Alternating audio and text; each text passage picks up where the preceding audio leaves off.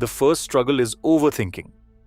Your mind doesn't just think, it loops, analyzes, predicts, and replays everything. Psychologists call this analysis paralysis, when intelligence makes decisions harder instead of easier. You're not confused, you're just thinking on too many levels at once. Intelligent people crave deep conversations, meaning, purpose, human behavior, the universe, not small talk about the weather.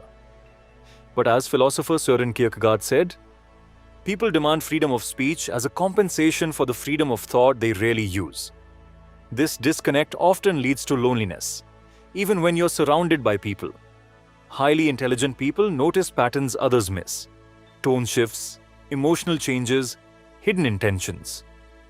Harvard psychologist Dr. Howard Gardner calls this intrapersonal and interpersonal sensitivity. This awareness is useful, but it also means you can't unsee dishonesty, negativity, or manipulation. When people think you're smart, they expect perfection. One mistake, and suddenly, you're not as smart as they thought. This creates chronic pressure, leading to anxiety and what psychologists call imposter syndrome. You're not afraid of failing, you're afraid of disappointing everyone. Your brain craves complexity. Routine tasks, repetitive conversations, predictable environments, they drain you. Psychologist Mihaly Csikszentmihalyi, known for his flow theory, explains that smart minds need high mental stimulation to feel engaged. Without it, boredom hits fast. Intelligent people often struggle with maladaptive perfectionism. They believe that anything less than perfect is failure.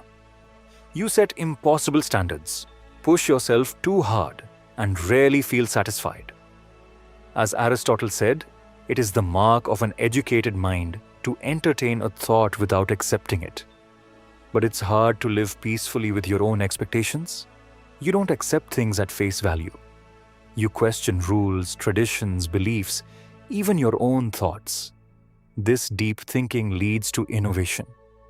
But it also makes you feel disconnected from people who prefer simple answers. Curiosity becomes both your strength and your burden.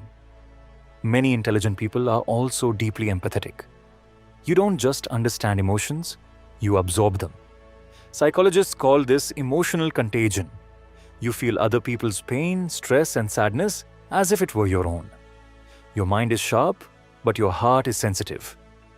Being highly intelligent doesn't mean having all the answers. It means seeing the world in layers most people never notice. That awareness can be beautiful and heavy. But remember this: your mind is not a curse. It's a rare gift that needs balance, boundaries, and the right people. People who understand your depth instead of being intimidated by it. As psychologist Carl Jung said, the sole purpose of human existence is to kindle a light in the darkness of mere being.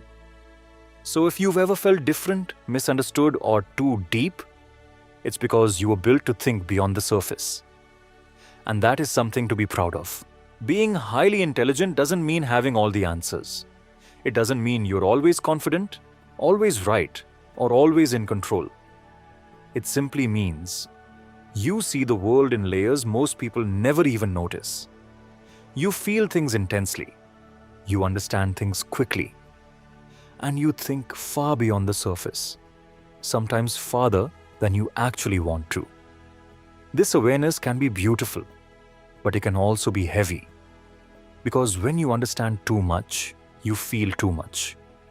You analyze every emotion, every pattern, every silence, every possibility. Your brain is both your greatest strength and sometimes the very thing you wish you could quiet.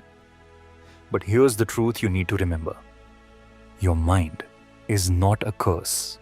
Your depth is not a flaw. Your sensitivity is not weakness. These parts of you are rare, and rare things are often misunderstood. What you need is balance, boundaries, and the right people in your life.